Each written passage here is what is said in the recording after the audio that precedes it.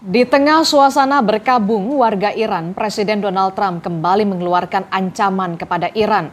Trump mengancam akan kembali melakukan serangan jika kesepakatan dengan Iran tak kunjung berhasil.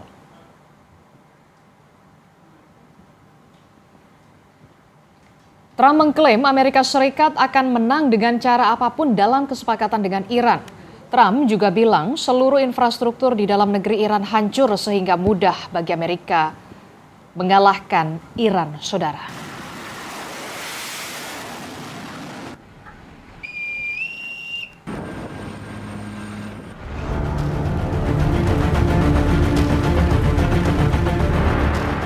Presiden Amerika Serikat Donald Trump kembali melontarkan ancaman kepada Iran. Trump menyatakan Washington akan memiliki dua pilihan, yakni menang melalui tercapainya kesepakatan dengan Teheran atau menyelesaikannya lewat operasi militer.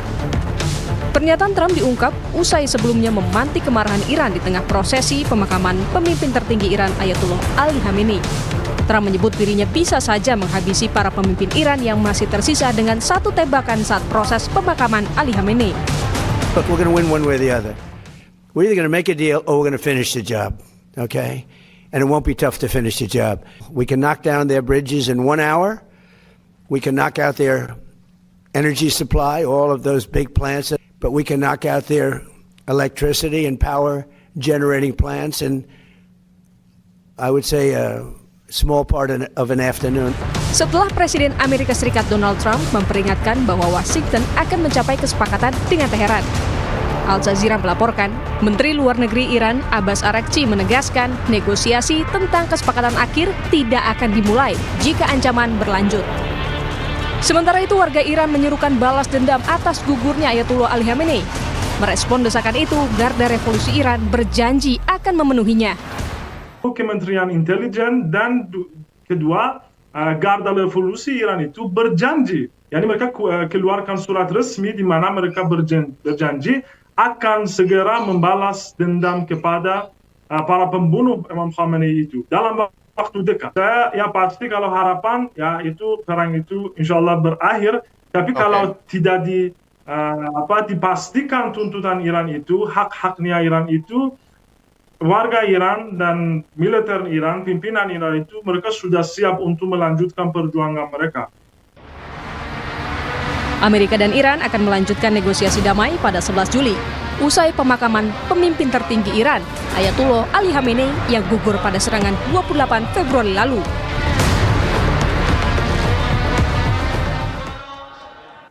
Apakah Iran akan merespon dua kali ancaman Trump sejak dimulainya rangkaian pemakaman pemimpin tertinggi Iran Ayatollah Ali Khamenei yang gugur dalam serangan Israel bersama dengan Amerika? Simak analisis Marsma TNI Purnawirawan Agung Sasongko Jati, pakar PPAU yang juga merupakan alumnus US Air College dan peneliti Asia Middle East Center Pizarro Ghazali berikut ini. Ini akan sangat bergantung ya bagaimana kemudian Amerika dan Israel melihat gelombang jutaan orang yang turun gelanggang ya dalam menyambut pemakaman Ali Khamenei ini. Kalau kemudian ada ancaman pembunuhan, ada ancaman militer, apalagi sampai mengeksekusinya. Karena kita masih ingat ya, dulu saja Ismail Haniyeh itu kan dibunuh. Pemimpin Hamas itu di Teheran pasca menghadiri prosesi pelantikan Masoud Pezeshkian sebagai presiden Iran saat itu, akhirnya dieksekusi. Nah, kalau kemudian akhirnya ini ada eksekusi, ada upaya untuk melakukan kekacauan, saya kira IRGC udah bisa memantau. Apalagi IRGC kan udah mengatakan ya bahwa kami akan membalas setiap apapun upaya untuk mengacaukan proses pemakaman. Saya kira ucapan IRGC ini pasti kan dikatakan karena dia juga sudah memiliki informasi bahwa adanya upaya ancaman itu dilakukan oleh Israel ataupun false flag. Misalkan ISIS ya kan didorong ke situ untuk melakukan misalkan kekacauan di sana. Karena dulu di Irak pernah ISIS itu melakukan bom bunuh diri ya ataupun pengacauan ketika jemaah Syiah itu sedang berkumpul di Irak. Saya kira kalau ini terjadi maka akan terjadi eskalasi yang sangat besar. Oke, saya ingin ke Pak Agung bahwa Iran juga nampaknya masih memegang kendali atas Selat Hormuz, termasuk juga situasi di Bab el-Mandeb juga tengah memanas. Pak Agung, apakah Iran akan memanfaatkan situasi ini untuk membalas Trump?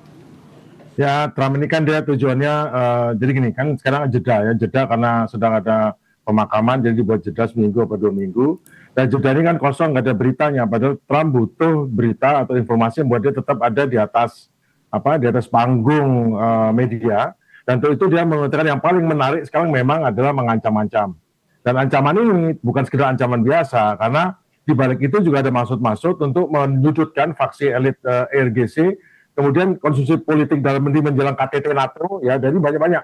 Kemudian juga klaim kemenangan ini tujuannya untuk untuk memberikan tetap perasaan masih melakukan adidaya, karena kalau enggak nanti kan panggung ini dipenuhi dengan pemakaman, dan pemakaman menunjukkan jutaan orang, menunjukkan banyak orang datang, bahwa sebetulnya Iran itu sebaliknya dari yang dikatakan oleh Barat selama ini, negara yang terpencil, negara yang terisolasi, negara yang ini, dan ternyata begitu banyak yang meliput, dan itu tidak bisa dibiarkan, dan tidak ada cara lain Trump yang mengurus dirinya untuk mengganggu itu, sehingga dia tetap ada adidaya, dan juga tujuan lainnya ada dalam perundingan untuk menekan supaya nanti tetap mengikuti apa yang diinginkan oleh Amerika, bukan apa yang diinginkan oleh Iran dengan ancaman itu. Dan yang jelas, Iran sudah membalas dengan tetap melanjutkan perundingan, namun ingat hari ini mereka menyerang. Itulah jawabannya. Kenapa? Dengan menyerang kapal itu, mereka tidak menyerang langsung ke Amerika, jadi tidak alasan membalas, tapi juga membuat masalah dengan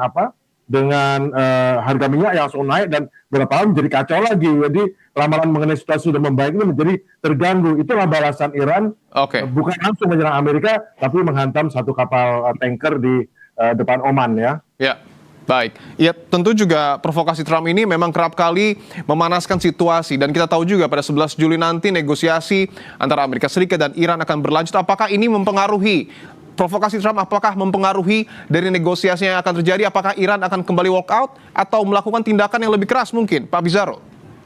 Ya, sekarang problematikanya Iran itu dalam konteks negosiasi ya di Islamabad, Amerika itu lebih membutuhkan negosiasi dan diplomasi ketimbang Iran. Saya kira Iran akan memakai pola membuying time. Dia akan mengulur-ngulur waktu karena dia tahu semakin negosiasi ini panjang, maka Trump itu akan semakin terbentur dengan waktu.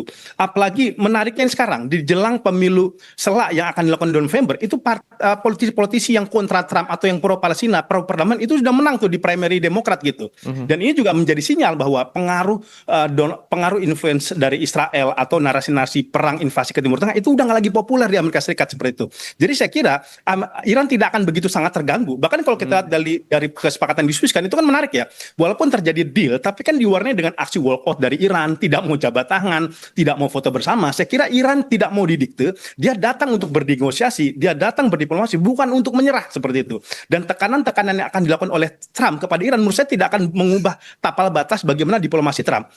Iran. Walaupun memang sekarang yang menarik ya, memang ada faksi-faksi ultra radikal di dalam internal Iran yang juga memang mengkritik faksi diplomatik yang dinilai terlalu lunak dalam memberikan syarat-syarat kepada Amerika Serikat. Misalkan, ini Surat Hormuz sudah dibuka, padahal dana belum cair nih, dana dari yang ditahan oleh Amerika Serikat. Kemudian Lebanon masih diserang oleh Israel, tetapi kita sudah melakukan MOU deal. Saya kira ini juga akan menjadi tekanan juga bagi para diplomat Iran, apalagi kalau kita lihat sekarang dalam pelayatan yang dilakukan jutaan orang itu Fahidi muncul gitu ya, kemudian tokoh RJC muncul. Ini menurut saya juga pesan bahwa tokoh-tokoh garis keras atau RJC yang ada di Iran itu sekarang solid untuk kemudian menyatukan bagaimana framework Iran ketika masuk ke meja perundingan, mereka tidak mau didikte oleh Amerika Serikat, mereka bersihkan kembali dan mereka tidak mau betul-betul diintervensi oleh Amerika Serikat. Oke, baik. Saya ingin ke Pak Agung bahwa saat ini memang dapat dikatakan masuk ke dalam fase gencatan senjata. Tapi pertanyaannya sejauh mana Iran dan juga Amerika Serikat ini mampu memulihkan kekuatan militer mereka? Pak Agung. Fase gencatan senjata ini sebenarnya adalah fase untuk istirahat sebentar. Tapi mereka tetap siap untuk melanjutkan perang dengan menyiapkan senjatanya. Tapi Iran lebih siap lagi karena dia meningkatkan jumlah rudal dan drone-nya. Amerika terpaksa mengirimkan sebagian karena kan harus dirotasi, dan sebagian ini dia tidak sepenuhnya lagi full lagi kekuatan, tapi tetap masih ada kekuatan memukul dan kekuatan bertahan. Namun yang jelas kemampuan memukul dan bertahannya tidak akan bisa menghadapi serangan Iran. Oleh karena itu tentu Amerika tidak akan menggunakan serangan maksimal atau total karena akan berbalas-balasan. Dia sekarang menekan, menginjak ataupun memaksa Iran untuk mengikuti apa yang dimau di perundingan. Sesungguhnya yang sekarang utamanya adalah perundingan. Perundingan utamanya adalah Iran, membuat Iran menyetujui banyak hal yang diakui oleh Amerika. Soal nuklir itu sebenarnya hanya soal bumbu-bumbunya. Yang utama adalah jangan sampai sanksi itu dibuka dengan cepat, karena sekarang masalahnya adalah Israel. Israel ini yang hubungan dengan Amerika agak kurang terganggu karena Israel memaksa untuk tetap soal Libanon. Jadi yang jelas mereka saling siap untuk menyerang kembali. Oke, saya ingin ke Pak Pizarro, ini mungkin akan menjadi pertanyaan terakhir. Tadi sudah disinggung oleh Pak Agung soal Israel. Apakah ultimatum Trump ini juga ada pengaruh dari Israel, Pak Pizarro? Singkat saja.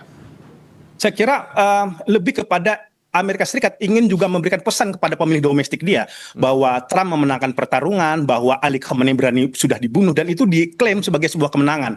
Jadi lebih kepada bagaimana Trump itu mencoba deal dengan pemilih domestik dia menjelang pemilu sela. Tetapi pertanyaannya, apakah betul klaim kemenangan Trump?